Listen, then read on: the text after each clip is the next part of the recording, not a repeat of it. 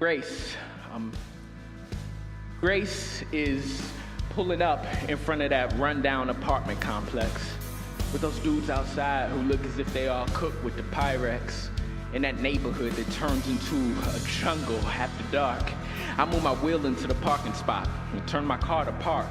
Brothers get killed here every week. Sisters get robbed here every day. If I walk inside, it's a wrap. I know nobody knows my face. I see those dudes standing outside and read the warnings on their tattoos. This is not a place I want to walk inside of, but I have to. I move toward the broken windows and bricks that have been through war. My shoes scuff over the cracked sidewalk as I open up the door. The thing I want's on the third floor. I navigate through broken hearts. This is a place dreams go to die. People look like defective parts. I start my search through dingy halls with folks who stand like firing squads. Each corner turn feels like a trap. This maze is made unsafe with flaws. Stains line the hallways like a map. The tile sticks to both my feet. I pass rooms that are dim like jail cells. People stare. I feel the heat. I reach the stairs and see defeat. 3 men sit there with eyes on me. I drop my head and take a step and start to march up through their seats. I feel one press me, asking questions like a shark looking at meat. I gotta reach this third floor though. I can't let obstacles compete. I finally pass them. They start laughing. I look back and see them stand, but I keep walking with the railing wobbly under my hand. I have a mission and a plan, and I can't give way to the fright. The roaches on the wall, the blood and vomit-colored blinking lights, the sights, the smells, the sounds, the black eyes on the women that I pass, the missing teeth on those who lie down in this hall that's lined with trash. I reach the landing and hear cracking. Dudes are fighting up the hall. Cussing echoes all through the building as kids play with broken dolls. The third floor is here. I'm in the hall. The cold walls echo with loud music. I ask someone where room 316 is, and they stared back, clueless. Finally, I reach the unlocked door and hear laughter inside. The reason I'm here is for this. The handle turns. This is the time. TV blares as I walk inside. I stand there staring through the strife, cause laying right there on the bed next to somebody was my wife. My heart laying half dressed and cold on a mattress that smells of piss, with eyes redder than dripping blood and lips chapped from that dude she kissed. Still drunk, she looks at me with tears and shame that no scissor could cut through. But I look back at her unwashed face and tell her, I still love you.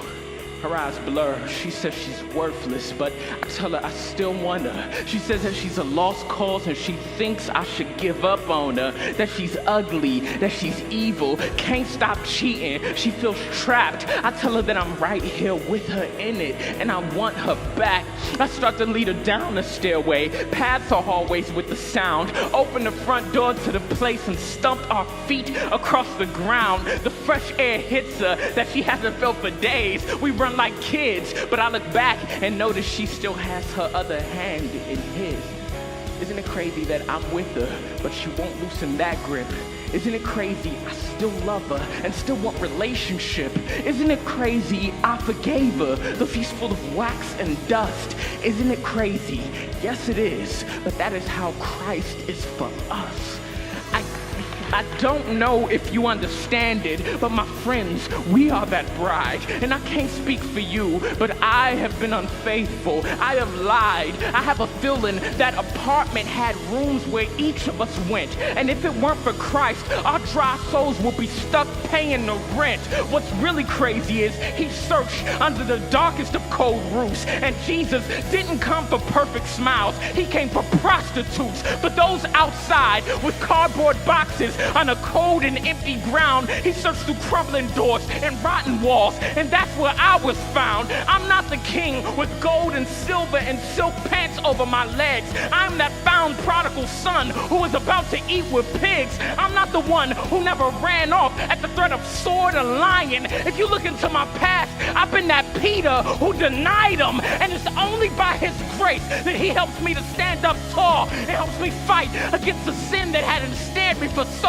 long. This poem is for the former cowards, for the ones who need his grace, the ones he searched for, who are unworthy to look him in the face, the ones who ran off, who he followed to the darkest of cold rooms, who turned our sore muscles to strength and gave us mansions for our tombs. He wiped our tears and took our needles, kissed our track marks, gave us water, helped our cold sweats, soothed our curses. I was empty. He's my father, never left us or forsook us. Right now we might look our best, but who remembers that point when Christ came and found us in our mess? Who knows they didn't fix himself? Who has a reason to be thankful? I made imprints in that dirty hall, and that's why I'm so grateful. This poem's for two sets of people, for the ones who know Christ cares, and for the ones still on that mattress who just realized that he's dead. Do like I did. Look up and take his hand. Get out that life and leave it. Let him close the door behind you. Don't go back trying to retrieve it. No, he searched for you, just like that bride who ran away alone and let go of your other loves for him and say, please, take me home.